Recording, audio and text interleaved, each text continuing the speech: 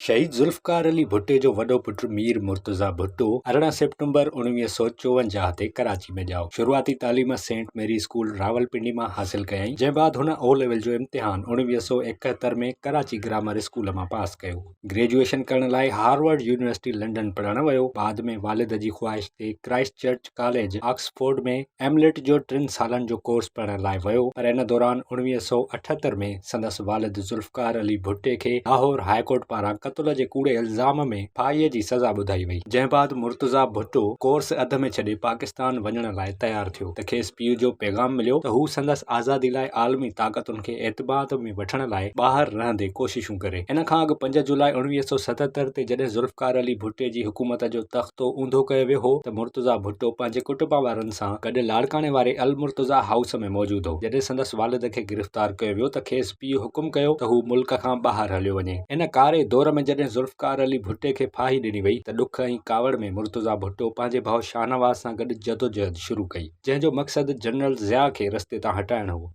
संदसि कुझु दोस्तनि पारां इन जदोजहद बाबति अल ज़ुल्फ़कार नाले तंज़ीम ठाही वई। ॿिन्ही भाइरनि तालीम छॾे आमरीत ख़िलाफ़ ऐं जमहूरियत जी बहाली लाइ हमदर्दनि जी हिमायत हासिल कई, पर जनरल ज़िया जा इरादा बदिलिया न हुआ। मुर्तज़ा भुट्टो ऐं शाहनवाज़ भुट्टो ॿिनि भेनरुनि सां शादी कई ऐं ॿिन्ही मां खेनि हिकु न्याणी बि थी। मुर्तज़ा भुट्टे जी न्याणीअ जो नालो फ़ातिमा रखियो वियो। 18 जुलाई 1985 ते फ्रांस में शाहनवाज़ भुट्टो जो लाश संदसि घर मां मिलियो। ज़ाहिरी तौर खेसि ज़हर ॾेई मारियो वियो हो। तंहिं बाद मुर्तज़ा भुट्टो अकेलो थी पियो ऐं इन सदमे बाद हुन पंहिंजी पहिरीं ज़ाल खे तलाक ॾेई छॾी। पोइ कुझु साल जला वतन रहियो। इन दौरान संदसि शादी लिबनान ॼाई गनवा सां थी। 1993 में हू वतन मोटियो, जंहिंजी शानदार आजियां कई वई। कुझु सालनि बाद बेनज़ीर भुट्टो ॿीहर वज़ीर आज़म चूंडिजी वई, पर मुर्तज़ा भुट्टो जा साणसि कुझु नज़रियाती इख़्तिलाफ़ हुआ ऐं धार चूंडवड़ी सूबाई सीट खटियाई ऐं पीपुल्स पार्टी शहीद भुट्टो खे मुनज़्ज़म ऐं सरगर्म कयई। नेठि 20 सेप्टेम्बर 1996 ते जॾहिं हू साथियुनि समेत कराची में जलसे तां मोटी रहियो हो त 70 क्लिफ्टन वेझो खेनि पुलिस घेरे वरितो ऐं फायरिंग जो सिलसिलो शुरू थी वियो। फायरिंग में मीर मुर्तज़ा भुट्टो ज़ख़्मी थियो